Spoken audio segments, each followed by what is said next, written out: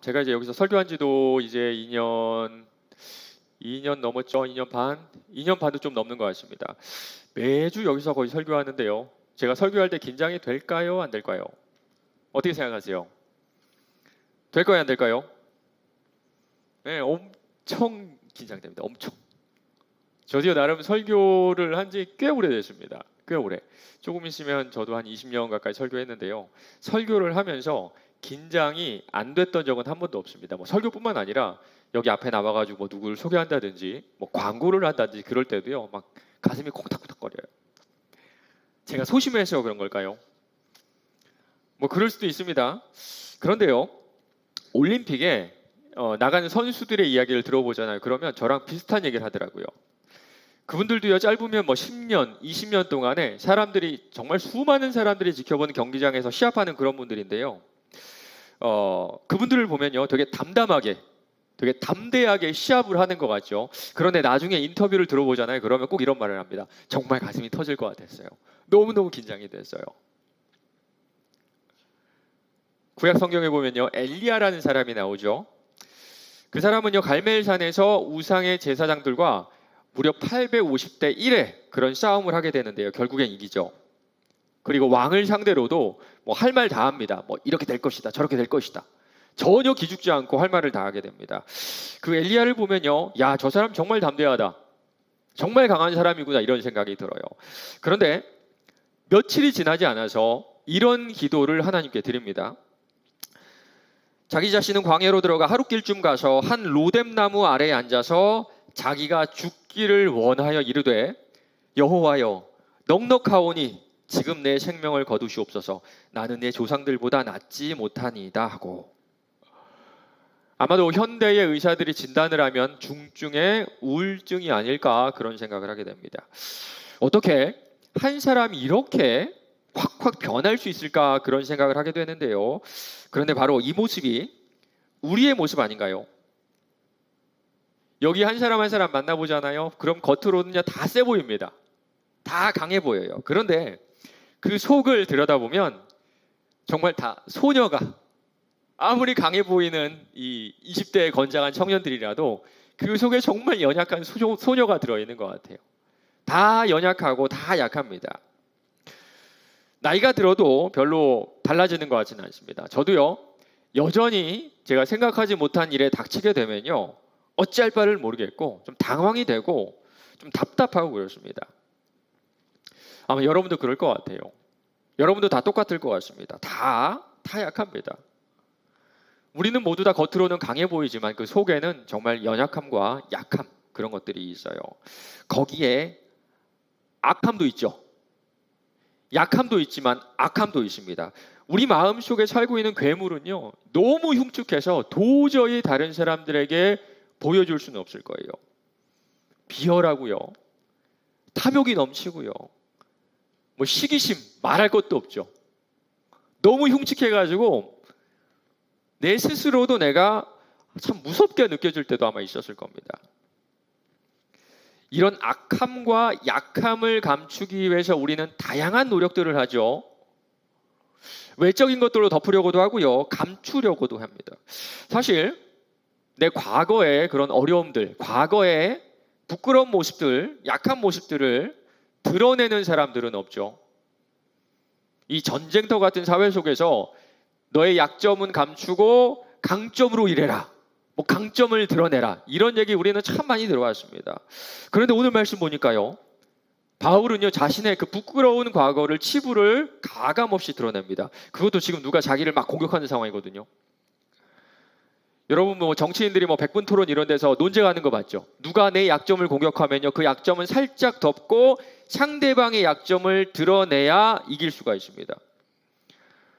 그런데 지금 바울은요, 자기를 비방하는 사람들에게 자신의 약점을 하나도 남김없이 가감없이 드러낸 겁니다. 어떻게 이럴 수 있었을까요? 그리고 도대체 왜 바울은 자신의 약점을 그 사람들에게 말했을까요? 오늘 이 바울의 이야기를 통해서 여러분의 연약함, 여러분의 악함을 다시 한번 돌아볼 수 있는 그런 시간이 되길 바랍니다.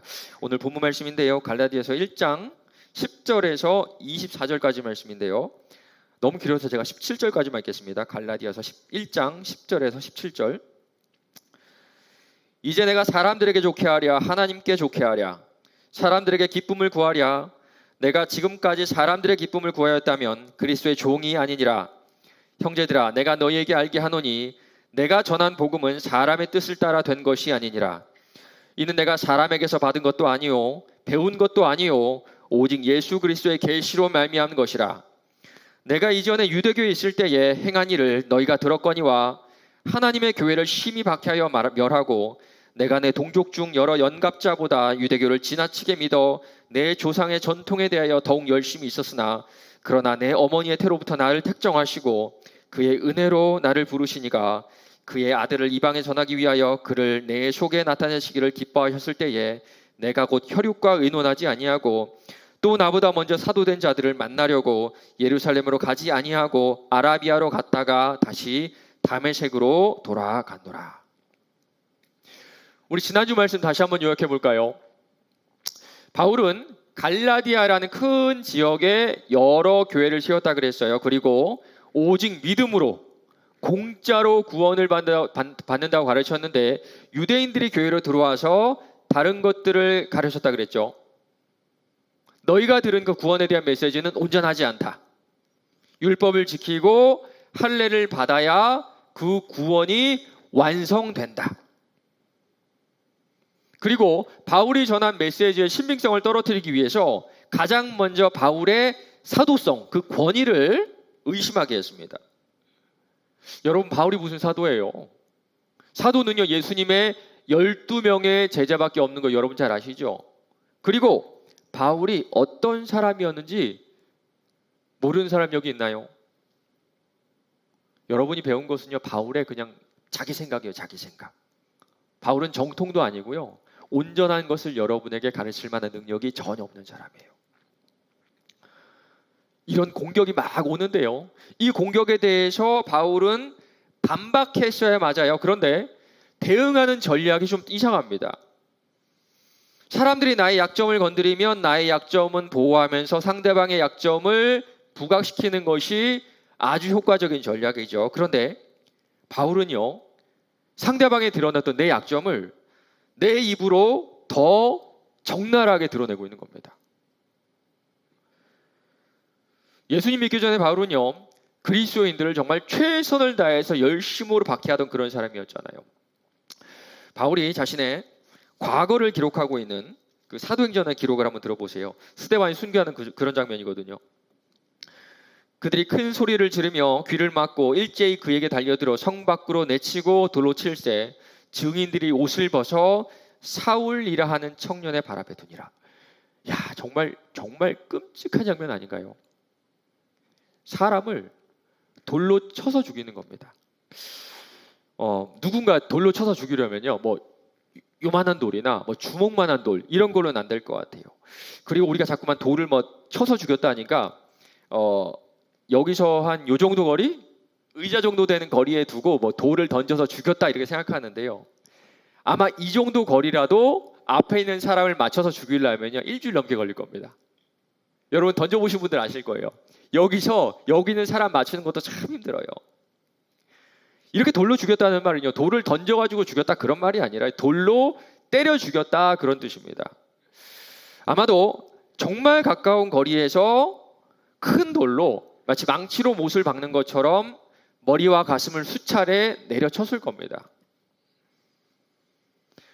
그때 사람들이 자기 옷을 벗어가지고 사울, 그러니까 회심하기 전에 바울의 발 앞에 두는데요, 이 장면에 대해서는 여러 가지 해석이 있습니다. 그런데 그 해석들을 다 종합해 보면 바울이 그 상황에 대한 무언가 대표성을 가지고 있었던 것 같아요. 단순히 이렇게 옷을 맡아두는 옷걸이 역할을 한 게 아니라 스데반을 죽이는 것을 암묵적으로 허락할 수 있는 그런 지위가 바울에게 있었지 않나, 그렇게 추측해 볼 수 있다는 겁니다. 8장 1절에 보면 이런 말씀이 있습니다. 사울은 그가 죽임당함을 마땅히 여기더라. 그 전체 상황의 책임자로서 정말 잘 죽였다고 생각한 거예요. 그런데 이 바울의 부끄러운 과거는 여기서 끝나지 않습니다. 다음 장에 가면요, 9장에 가면 사울은요 원정으로 박해를 떠나요. 사울이 주의 제자들에 대하여 여전히 위협과 살기가 등등하여 대제사장에게 가서 다메섹 여러 회당에 가져갈 공문을 청하니 이는 만일 그 도를 따르는 사람을 만나면 남녀를 막론하고 결박하여 예루살렘으로 잡아오려 함이라. 대제사장, 그러니까요 이 이스라엘의 최고 권력자에게 요청한 게 뭐냐면 다메섹이라는 도시에 가서 거기에 있는 기독교인들을 잡아올 테니까 그것을 좀 허락해 달라는 거예요. 다메섹은요 예루살렘에서 약 한 230km 떨어져 있는 그런 도시였습니다. 뭐 지금으로 말하자면 서울 대전 정도 되는 긴 거리였고요. 아마 그 당시에는 뭐 걸어갔어야 되니까 그 광야길을 걸어서 며칠을 걸어야 도달할 수 있는 그런 도시였습니다. 그런데 굳이 거기까지 가서라도 그리스도인들을 잡아 죽이고 싶었던 겁니다. 그 이유가요 9장 1절에 나오는데요. 이 문장의 의미를 좀 살려서 번역하면 이렇게 할 수가 있습니다. 살기가 등등하다 보다는 살해하고 싶어서, 학살하고 싶어서 이렇게 번역할 수가 있어요. 바울은요 정말 예수 믿는 사람들을 다 죽이고 싶었던 겁니다.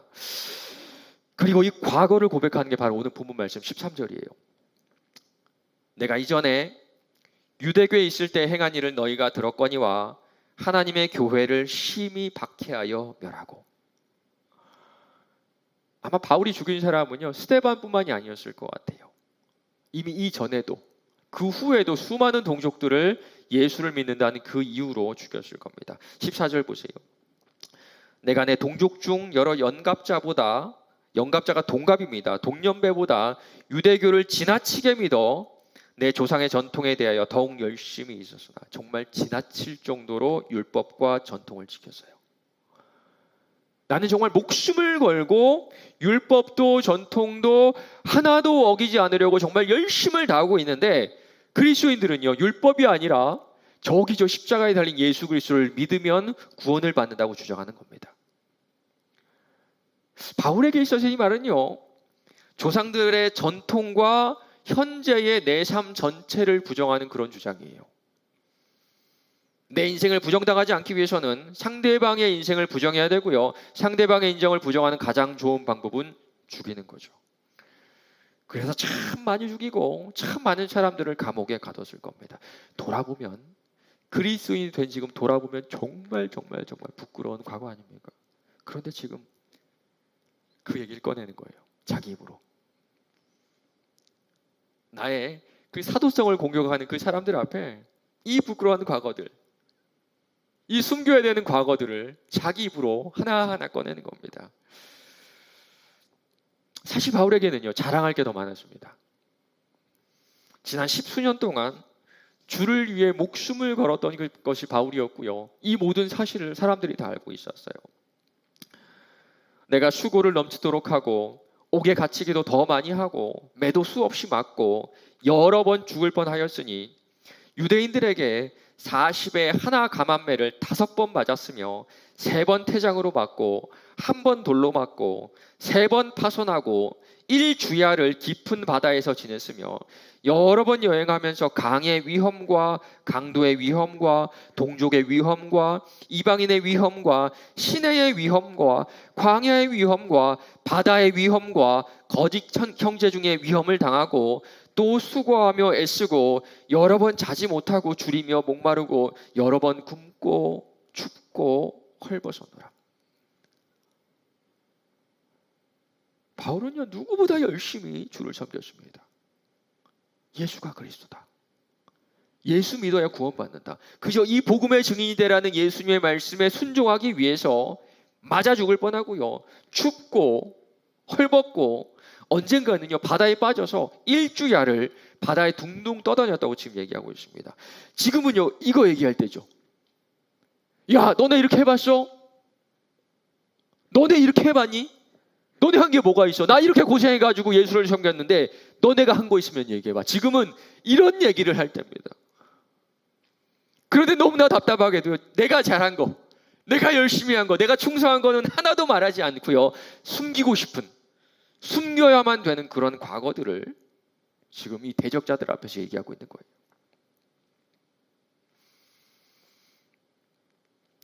자존감 수업이라는 책 혹시 읽어보셨나요? 그 책에 이런 얘기가 나오더라고요. 우리가 우리 자신의 가치를 인정받기 위해서는 다른 사람들의 인정이 필요하다는 거예요. 자존감을 얻기 위해서는 자신이 사회에 필요한 존재라는 믿음이 있어야 한다. 성장기에 부모님의 칭찬에 목말라 하거나 국가의 중대사인 투표에 참여하고 나면 뿌듯한 것이 바로 이런 이유에서다. 쉽게 말하면요, 내가 속한 공동체에서 얼마나 쓸모 있는 사람인가라는 질문에 긍정적으로 대답할 수 있어야 한다는 겁니다. 맞는 말이죠. 우리는요, 참 많이 다른 사람들의 시선에 신경을 많이 써요. 어떻게 하면 저 사람들로부터 무시당하지 않을까? 어떻게 하면 저 사람들로부터 박수를 받을 수 있을까? 부러움의 시선을 받을 수 있을까? 그래서 이 책의 저자는요, 이런 해답을 내놓습니다. 자신을 맹목적으로 사랑하기로 결심하기. 우리의 목표는 자신을 향한 맹목적이고 이상적인 사랑이다. 그저 오늘부터 지금의 나를 사랑하겠다고 결심하면 된다. 그리고 앞으로도 계속 나의 성격과 행동, 사소한 버릇 하나하나를 다 사랑하기로 한다. 그것이 자신을 사랑하는 방법이다. 아마도 바울이 찾으려고 했던 내 자신은요, 둘 다였을 것 같아요. 내 스스로도 만족해야 됐고요, 다른 사람들로부터도 박수를 받았어야 됐어요. 인정을 받았어야 됐고요, 내 스스로도 이 나를 인정해야 했다는 겁니다. 그래야 만족할 수가 있었어요. 그래서 지나칠 만큼이나 이 전통과 율법을 지켰던 겁니다. 그런데 그 다음에 바울에게 남은 게 뭐죠? 지금 스데반을 죽이는 다메섹으로 가는 이 바울에게 남은 게 뭡니까? 살의죠. 살의. 누군가를 죽이고 싶은 살의만 바울에게 남아 있습니다. 증오, 교만. 예루살렘에 있는 그리스도인을 죽이는 곳으로는 모자라서 다메섹에 가서 더 많은 사람들을 죽이고 싶은 그런 미움과 증오만 남아 있었던 겁니다. 여러분 어떠세요? 아마 여러분도 여기서 벗어나 있지 않을 겁니다. 여러분은요, 남들의 시선이 정말 중요한 그런 사람들 아닌가요? 뭐든지 다른 사람들만큼은 해야 마음이 편하고요, 다른 사람들보다 더 잘해야 마음이 좋고 기분이 좋아요. 좋은 대학이 아니라면, 대기업이 아니라면, 좋은 아파트가 아니라면 학교도, 직장도, 내가 사는 집도, 우리 부모님도 말하기에 그 부끄러운 마음이 아마 우리 마음 속에 있을 겁니다.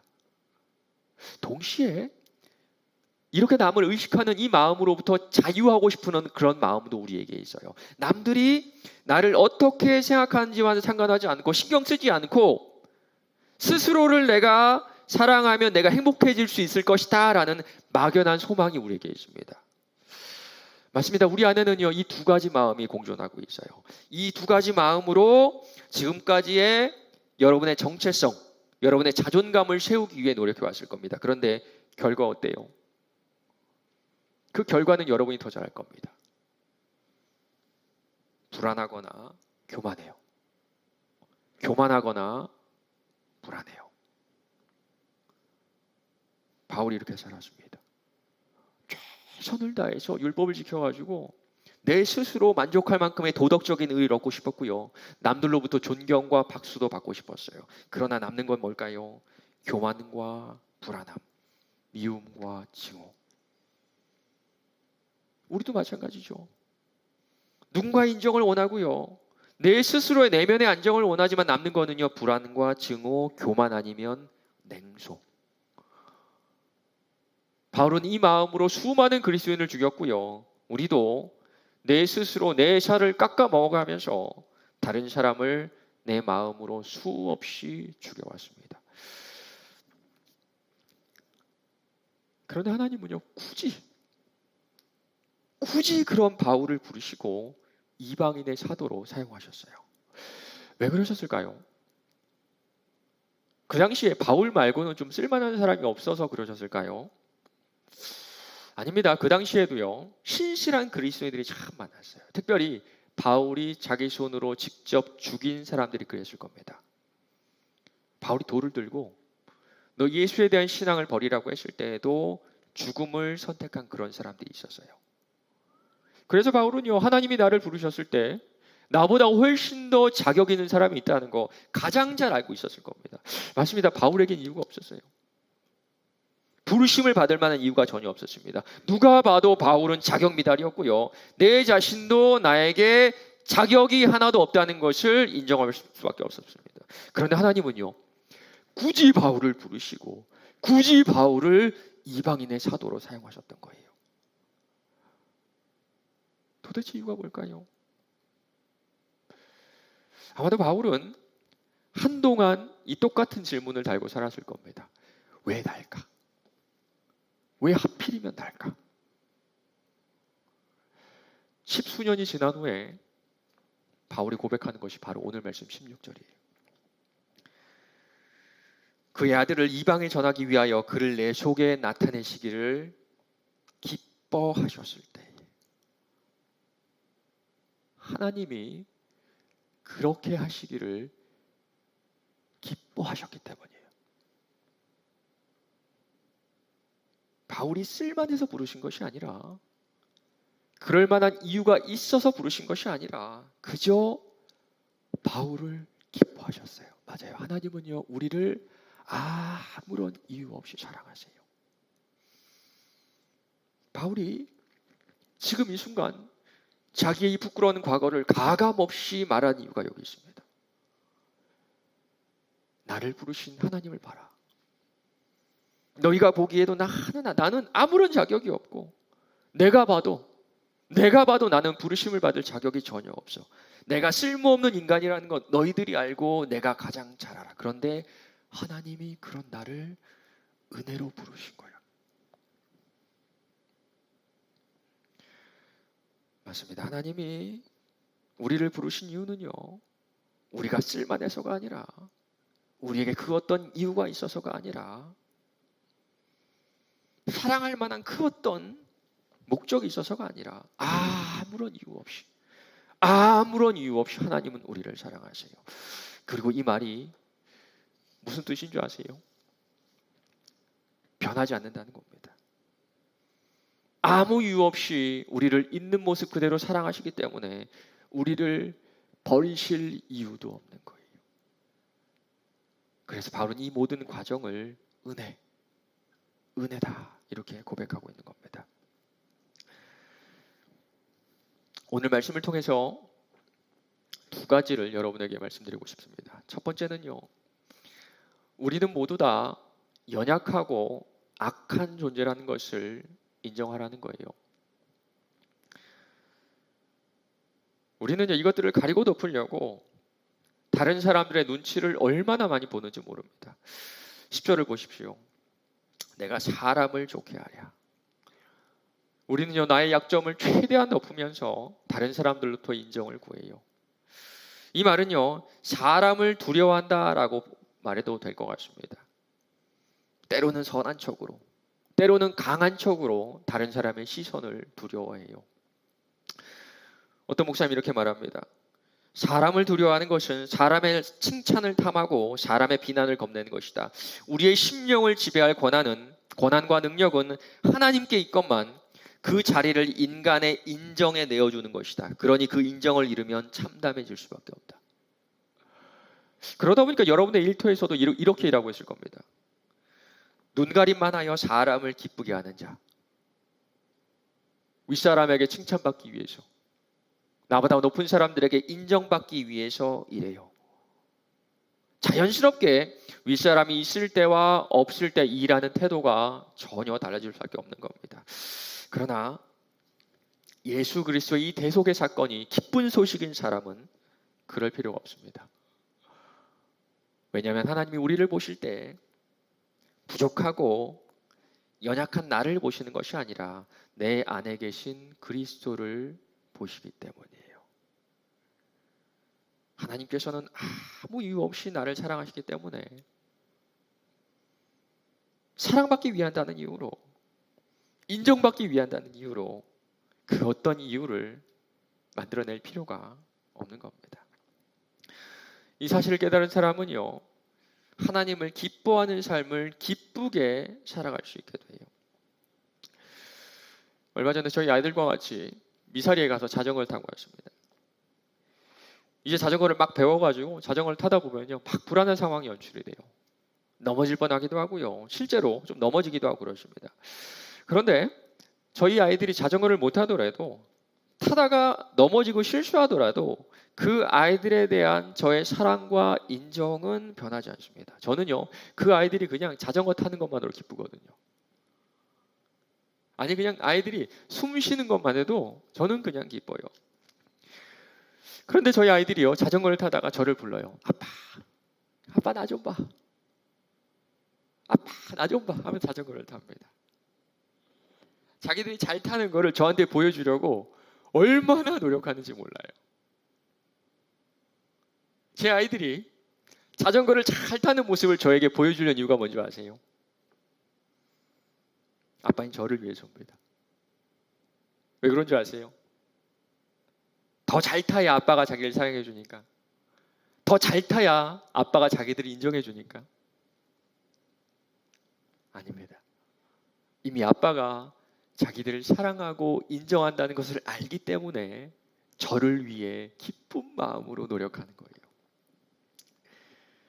아버지의 사랑을 모른다면 아들의 노력은 자신을 위한 것이다. 사랑을 얻어내기 위해서다. 그러나 아버지가 이미 자신을 사랑함을 알기에 아들의 노력은 아버지를 위한 것이다. 아버지를 기쁘게 하기 위해서다.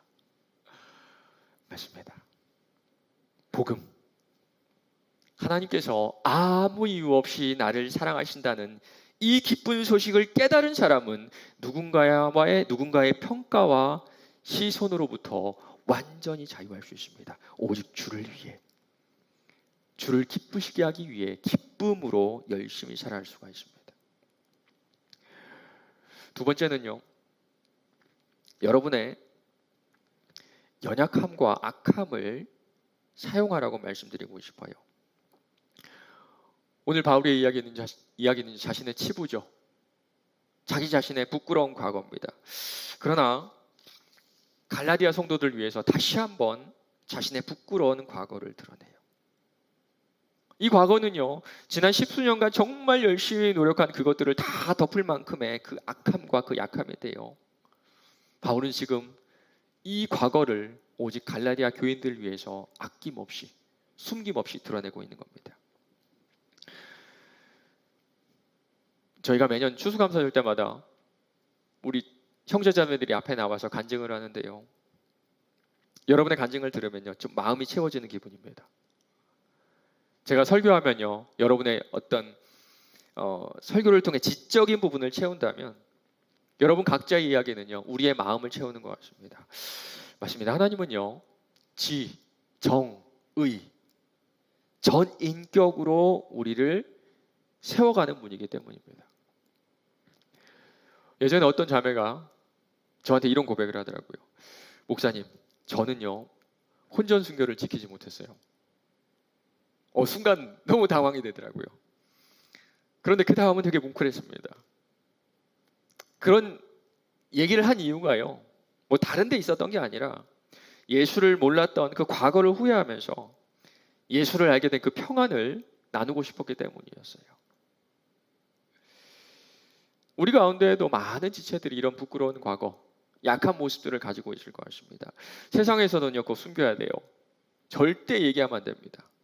최대한 내 약점은 다 가리고 장점을 부각해야 내 정체성을 세우고 자존감을 높일 수가 있습니다. 그러나 이미 하나님의 자녀라는 신분이 나의 자존감이 된 우리는요, 누군가를 돕기 위해 나의 약점도, 나의 부끄러운 과거도 얼마든지 드러낼 수가 있습니다. 아마 여러분도 이런 말이 큰 힘이 됐던 그런 기억이 있을 거예요. 나도 그랬어요. 사실 저도 그랬어요. 사랑하는 우리 청년 여러분, 여러분의 그 부끄러운 이야기로 누군가를 세워주시길 바랍니다. 여러분의 부끄럽고 아픈 과거로 완전히 닫혀있는 다른 사람들의 마음을 좀 열어주세요.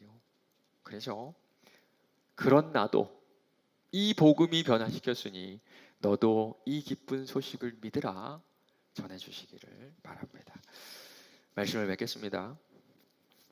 저도 마음의 병을 앓은 적이 있어요.